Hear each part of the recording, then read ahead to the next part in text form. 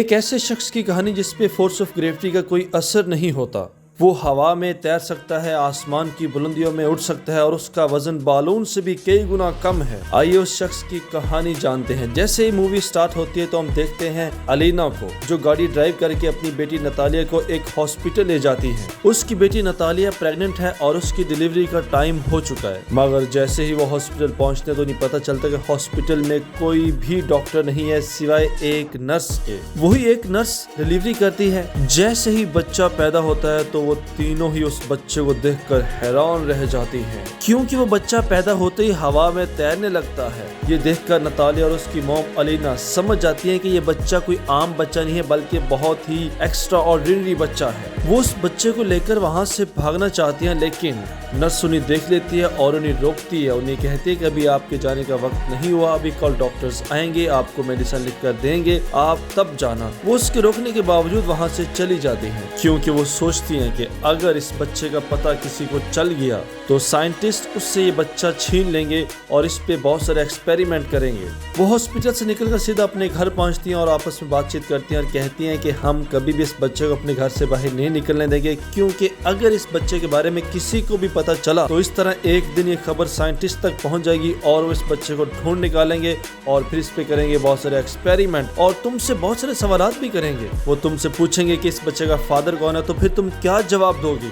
इस पे नतालिया कहती है कि मुझे नहीं मालूम कि इसका फादर कौन है। इससे हमें ये भी मालूम होता है कि नतालिया के बहुत सारे लोगों के साथ रिलेशनशिप भी थे, इसलिए उसे नहीं मालूम कि बच्चा किसका है। वो दोनों घर पर ही बच्चे की तरबियत करते हैं, उसकी देखभाल करते हैं। जब वो बच्चे से जरा आगे पीछे होते हैं या फिर सो रहे होते हैं तो ग्रेविटी फोर्स जीरो होने की वजह से बच्चा आराम से जाकर छत से लग जाता है। अब छत की अंदरूनी सतह जरा खुरदरी थी, जिससे बच्चे को चोट भी लग सकती है, इसलिए अलीना छत की अंदरूनी सतह के साथ कुछ ऐसे बिस्तर लगा देती है जिसकी वजह से बच्चे को चोट नहीं लगती।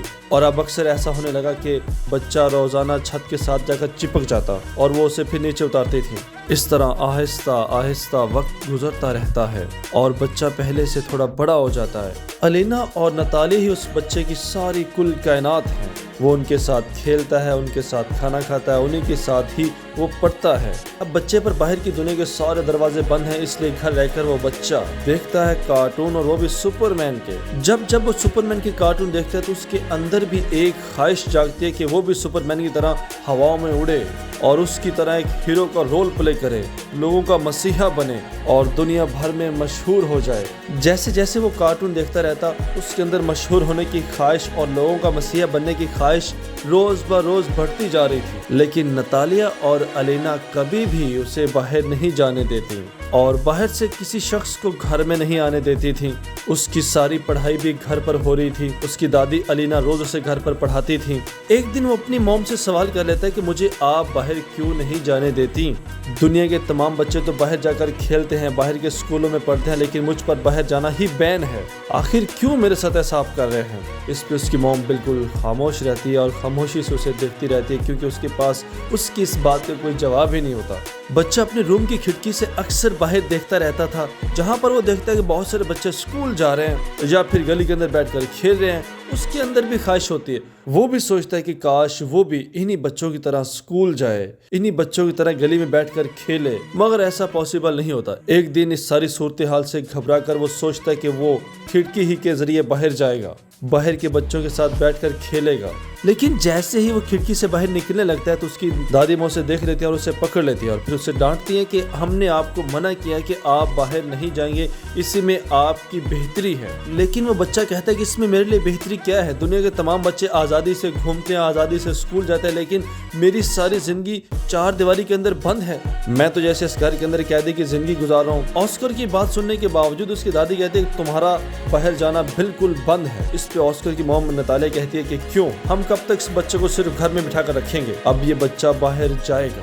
नतालिया की बात सुनकर अलीना चुप हो जाती है और नतालिया अपनी मॉम अलीना के रोकने के बावजूद ऑस्कर को घर से बाहर ले जाती है। वो अपनी मॉम अलीना से कहते हैं जिस तरह हम घर के अंदर ऑस्कर की पॉकेट्स के अंदर बहुत सारा वेट रख देते हैं जिसकी वजह से वो ऊपर की तरफ नहीं उड़ता, हम बाहर जाते हुए भी ऐसा ही करेंगे, उसकी पॉकेट के अंदर बहुत सारा वेट रख देंगे जिसकी वजह से वो बाहर जाकर भी हवा के अंदर नहीं तैर सकता। नतालिया ऐसा ही करती है। नतालिया और ऑस्कर दोनों मिलकर बाहर जाते हैं। ऑस्कर बाहर की दुनिया को बड़ी हैरत भरी नजरों से देखता है और वो बाहर जाकर बहुत खुश होता है। ऑस्कर की मॉम एक शॉप में जाती है ऑस्कर से कहती है कि आप बाहर खड़े होकर वेट करें। ऑस्कर बाहर खड़े होकर वेट कर रहा होता है कि वहाँ पर एक लड़की आती है जिसका नाम है एगाथा। वो ऑस्कर से टकराती है। ऑस्कर से टकराने की वजह से उसका सारा सामान गिर जाता है। वो ऑस्कर से कहती है कि देखो तुमने मेरा सामान गिराया, इसलिए अब तुम्हें मेरी ये बोतल्स मेरे घर पहुंचाना होगी। ऑस्कर उससे मना करता है कि मैं यहाँ से नहीं हिलूंगा, मेरी मॉम ने मुझे मना किया यहाँ से आगे पीछे कहीं भी जाने के लिए।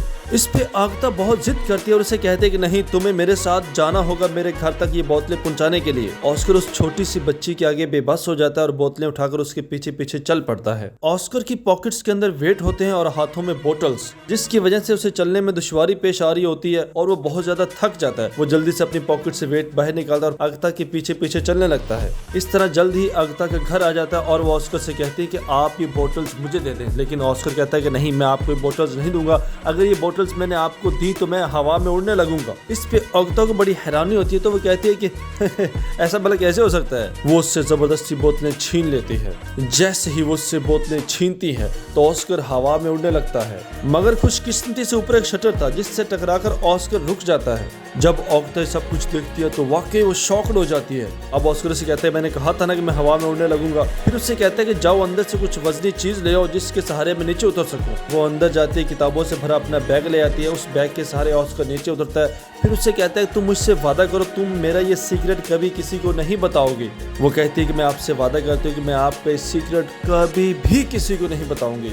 ऑस्कर ये कहकर उसका बैग अपने पीछे पहनता है और अपनी मॉम की तरफ चल पड़ता है। उधर उसकी मॉम जब शॉप से बाहर निकलती है तो वो देखते हैं कि ऑस्कर वहाँ पर नहीं है, तो वो बहुत ज्यादा परेशान हो जाती है। वो रास्ते में चलते हुए दोनों वेट भी देखती है जो गिरे पड़े होते हैं, जिससे वो समझ जाते हैं कि ऑस्कर हवा में उड़ गया। इसी परेशानी के आलम में वो घर पहुंचती है और अपनी मॉम अलीना को बताती है कि ऑस्कर अब नहीं रहा हमारे दरमियान। उसके वेट भी सड़क पर गिरे पड़े थे, वो हवाओं में उड़ चुका है और शायद क्या पता उसकी डेथ हो चुकी हो, और हो सकता है कि वो इतना ऊंचा पहुंच गया हो कि कभी वापस न लौट सके। वो इस तरह की बातें कर रहे होते हैं कि ऊपर से ऑस्कर आ जाता है। उसे देखकर उसकी मॉम के सीने में ठंड पड़ जाती है। जब उसकी मॉम नतालिया उसके पीछे एक बैग देखती है तो उससे पूछती है बैग किसका है, तो वो सारी बात बताता है। इस पे उसकी मॉम नतालिया कहती है कि क्या तुमने उस छोटी सी बच्ची को अपना सीक्रेट बताया, अपना राज बताया। ऑस्कर यहाँ पर झूठ बोलता और अपनी मॉम से कहता है नहीं मॉम, मैंने उसे नहीं बताया। फिर अगले दिन एगाथा उनके घर आ जाती है। ऑस्कर और एगाथा दोनों मिलकर खेलते हैं, उनके दरमियान बड़ी अच्छी फ्रेंडशिप बन जाती है। एगाथा रोज उनके घर आने लगती है, दोनों मिलकर खेलते हैं, स्टडी करते हैं, झूले झूलते हैं। ऑस्कर की दादी माँ और उसकी मॉम दोनों का बहुत ज्यादा ख्याल रखती हैं। एक दफा ऑस्कर और एगाथा दोनों झूले झूल रहे होते हैं कि उनकी मॉम उनको आपस में बातें करते सुन लेती है। जब एगाथा उससे कहते हैं कि मुझे आप बताओ कि तुम उड़ कैसे लेते हो, हवा के अंदर तैरना तुमने कहाँ से सीखा। यहाँ पर नतालिया समझ जाती है कि एगाथा को भी सारी बात मालूम है और वो उसे अपने घर से बाहर निकाल देती है। जब अगले दिन एगाथा दोबारा से ऑस्कर को मिलने जाती है तो वो उसे कहते हैं कि ऑस्कर यहाँ पर नहीं है, तुम अपने घर चली जाओ। इस तरह बार बार एगाथा उनके घर जाती रहती है, लेकिन वो कभी भी उसे ऑस्कर से मिलने नहीं देती और ऑस्कर खिड़की में खड़ा होकर उसे इशारे करता रहता है, जबकि उसकी मॉम कह रही होती है कि ऑस्कर घर पर ही नहीं है। नतालिया की इस तरह के बिहेवियर से आसपास के लोगों को शक होने लगता है कि शायद नतालिया ने ऑस्कर को घर में कैद करके रखा हुआ है और वो पुलिस को कंप्लेन कर देते हैं। पुलिस के 2 ऑफिसर उनके घर पहुंचते हैं और ऑस्कर से कुछ सवाल जवाब करते हैं। ऑस्कर से कहते हैं कि आप हमें बताएं कि क्या इन दोनों ने आपको घर में कैद करके रखा हुआ है। तो वो कहता है कि ऐसा बिल्कुल नहीं है, मेरी मॉम और मेरी दादी माँ मुझसे बहुत मोहब्बत करती हैं, मेरा बहुत ख्याल रखती हैं। वो दोनों पुलिस ऑफिसर सेटिस्फाई हो जाते हैं, लेकिन जाते हुए ऑस्कर की मॉम नतालिया से कहते हैं कि कल से इस बच्चे को आपने किसी न किसी स्कूल में एडमिट करवाना है। अगर आपने इसका एडमिशन किसी स्कूल में ना करवाया तो हम दोनों फिर आएंगे और आप दोनों को अरेस्ट कर लेंगे। अब ऑस्कर का एडमिशन करवाना उनकी मजबूरी बन गया था। अगले दिन ऑस्कर की मॉम नतालिया ऑस्कर के एडमिशन के लिए एक स्कूल जाती है, तो वहाँ पर वो देखते हैं तमाम बच्चों के बैग क्लासरूम से बाहर लटके हुए हैं। इससे वो ये बात समझ जाते हैं कि ऑस्कर यहाँ पर नहीं पढ़ सकता और वो कभी भी एक नॉर्मल लाइफ नहीं गुजार सकता। ये देखकर वो वापस अपनी गाड़ी में जाती है और एलिना से कहते हैं यहाँ पर बच्चों को बैग नहीं पहनने दिए जाते। और फिर वो दोनों सोचते हैं कि काश हमारा ऑस्कर भी नॉर्मल लाइफ गुजार सकता। वो दोनों घर पहुँचती हैं और एक फैसला करते हैं कि हम अब ये शहर छोड़ देंगे। वो अपना सारा सामान पैक करके यहाँ से बहुत दूर बर्फीले पहाड़ों के दरमियान एक सुनसान जगह पर पहुंच जाते हैं। एक ऐसी जगह जहां उन्हें कोई भी नहीं जानता, जहां से ऑस्कर का राज कभी कोई नहीं जान सकता। इस तरह धीरे धीरे वक्त गुजरता रहता है और हम देखते हैं कि ऑस्कर अब जवान हो गया है, उसकी दादी माँ की डेथ हो चुकी है। इन बर्फीले पहाड़ों के दरमियान इस सुनसान जगह पर अब ऑस्कर अपनी मॉम के साथ अकेला रहता है। वो अभी भी सुपरमैन के कार्टून देखता है। उसके पास अभी तक एगाथा का वो बैग भी है जो बचपन में उसने उसे दिया था। उसके अपने जवान होने के साथ साथ उसके मशहूर होने की ख्वाहिश भी अब जवान हो चुकी है। एक घर के अंदर तन्हा रहकर अब वो बहुत उकता चुका है। वो फैसला करता है कि वो ये घर छोड़कर शहर चला जाएगा और एक दिन अपनी मॉम को बताए बगैर वो ये घर छोड़कर शहर चला जाता है। वो सीधा एक मैजिकल शो में वहां जाकर वो कहता है कि मैं हवा के अंदर उड़ सकता हूँ। कोई भी शख्स उसकी बात पर यकीन नहीं करता और मजाक में उसकी बात उड़ा देते हैं, लेकिन जब सच में ऑस्कर हवा में उड़ने लगता है तो सारी ऑडियंस उसे देखकर हैरान रह जाती है कि कैसे एक शख्स हवा में उड़ सकता है। इस एक ही शो के बाद ऑस्कर पूरी दुनिया में बड़ा मशहूर हो जाता है। उसका ये शो उसकी मॉम नतालिया भी देख लेती हैं। इसके बाद वो बहुत परेशान हो जाते हैं कि अब वो कभी भी अपने बेटे को नहीं मिल पाएंगे। अगले दिन ऑस्कर से डेविड नाम के एक शख्स मिलता है। उससे कहता है कि अगर तुम मेरे साथ हाथ मिला लो, मेरे साथ एग्रीमेंट कर लो, तो फिर तुम बहुत सारा पैसा भी कमा सकते हो और इसके साथ साथ तुम्हें मिलेगी बहुत सारी पॉपुलैरिटी जो तुम्हारी शदीद ख्वाहिश है। ऑस्कर डेविड के साथ एग्रीमेंट कर लेते हैं। अब वो दोनों मिलकर बहुत सारे मैजिकल शो करते हैं, बहुत सारी कंपनियों के बहुत सारे इश्तिहार करते हैं। इस तरह ऑस्कर की पॉपुलैरिटी रोज ब रोज बढ़ती जा रही है और उसका बैंक बैलेंस भी बहुत हो गया है। लेकिन कुछ ही अरसे के बाद ऑस्कर अपनी इस लाइफ से भी तंग आ जाता है, क्योंकि उसने सोच रखा था कि वो भी सुपरमैन की तरह लोगों का मसीहा बनेगा। लेकिन यहाँ पर वो हीरो और मसीहा बनने की बजाय सिर्फ एक इश्तिहार बनकर रह गया है। लोग सिर्फ उसे एक जोकर समझते हैं जो उन्हें कुछ देर के लिए हंसाता है और उनके गम गलत करता है। इसलिए अब ऑस्कर फिर से एक फैसला करता है कि वो ये शहर छोड़कर कहीं बहुत दूर चला जाएगा। जब वो ये बात डेविड को बताता है तो डेविड बहुत परेशान होता है। उससे कहता है कि हम दुनिया को क्या जवाब देंगे कि तुम कहाँ चले गए। इस पे ऑस्कर उसे कहता है कि आप दुनिया को बता देना कि मैं हवा में उड़ गया हूँ और मैं इतनी बुलंदी पर पहुंच गया हूँ कि मैं कभी वापस नहीं लौट सकता, या फिर बता देना कि मेरी डेथ हो चुकी है। फिर भी डेविड उसे बहुत समझाता है, लेकिन ऑस्कर कहता है कि मेरा फैसला अटल है। इसके बाद ऑस्कर डेविड को, अपनी मॉम को और पूरे शहर को छोड़कर एक ऐसी जगह पर चला जाता है जहाँ उसे कोई नहीं जानता। उस नई जगह पर पहुंचकर ऑस्कर अपना सारा हुलिया भी चेंज कर लेता है, अपनी दाढ़ी बढ़ा लेता है, सर पर कैप रखने लग जाता है। उस नए शहर में जाकर वो माजूर बन जाता है और अपनी बकिया जिंदगी एक व्हील चेयर पर गुजारने लगता है। इस दौरान उसकी मॉम नतालिया की भी डेथ हो जाती है और अब ऑस्कर एक मामूली सी होटल में एक मामूली सी जॉब करता है। मगर आज भी उसके पास वो बैग है जो आगता ने बचपन में उसे दिया था। एक दफा होटल में एक लड़की किसी शख्स के साथ आती है तो ऑस्कर के पास वो बैग देखती है। वो बैग देखकर बहुत शॉक्ड होती है। वो ऑस्कर से पूछती है कि बैग तुम्हारे पास कहाँ से आया। इस पे ऑस्कर उसे बताता है ये बैग मुझे आगता ने दिया था।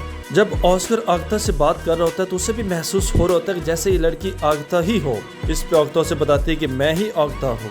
अब आगता की लाइफ बहुत चेंज हो चुकी है। उसने जिंदगी में बहुत सारे दुख देखे थे। वो हर रोज किसी न किसी नए शख्स के साथ रात गुजारती है। इस तरह अपने जिस्म की तिजारत करके वो अपना पेट पाल रही है और अब उसके दिल में मोहब्बत नाम की कोई चीज ही नहीं। उसका दिल मोहब्बत के तमाम जज्बात से खाली है। लेकिन ऑस्कर आज भी उससे बहुत प्यार करता है। एक दिन ऑस्कर आगता से अपनी मोहब्बत का इजहार भी कर देता है, लेकिन वो उसकी बातें हवा में उड़ा देती है। फिर जब ऑस्कर और आगता के दरमियान मुलाकातें बढ़ती हैं तो आगता को भी एहसास होता है कि उसके दिल में भी ऑस्कर के लिए कहीं न कहीं मोहब्बत का दिया आज भी रोशन है। ऑस्कर की मोहब्बत और उसके बिहेवियर की वजह से आगता पर मोहब्बत की देवी फिर से मेहरबान हो जाती है और उसके सीने में फिर से मोहब्बत का दिल धड़कने लगता है और वो भी ऑस्कर से अपनी मोहब्बत का इजहार करती है। इस तरफ दोनों शादी कर लेते हैं और वापस आकर उसी शहर में उसी घर में रहते हैं जिस घर में ऑस्कर ने अपनी दादी माँ और अपनी मॉम के साथ अपना बचपन गुजारा था। यहाँ पर ये मूवी खत्म हो जाती है। जिंदगी का हुस्न नॉर्मल लाइफ में है और जिंदगी को सबसे ज्यादा एंजॉय भी एक आम आदमी करता है। हर एक्स्ट्रा ऑर्डिनरी शख्स कहता है कि वो भी एक आम आदमी बन जाए, एक आम आदमी की तरह वो भी कायनात के हुस्न से खेले और इस कायनात की मस्तियों को अपने अंदर उतारे। लेकिन खुशकिस्मती से ये सारी चीजें सिर्फ और सिर्फ एक आम आदमी के हिस्से में बड़ी आसानी से आती हैं। इसलिए अगर आप भी एक नॉर्मल मैन हैं तो आप बहुत खुशकिस्मत हैं। आप जिंदगी को बड़े ही करीब से देख सकते हैं और इसे एंजॉय भी कर सकते हैं। आपको मेरी ये वीडियो कैसी लगी कमेंट करके और वीडियो को लाइक करके ज़रूर बताइएगा।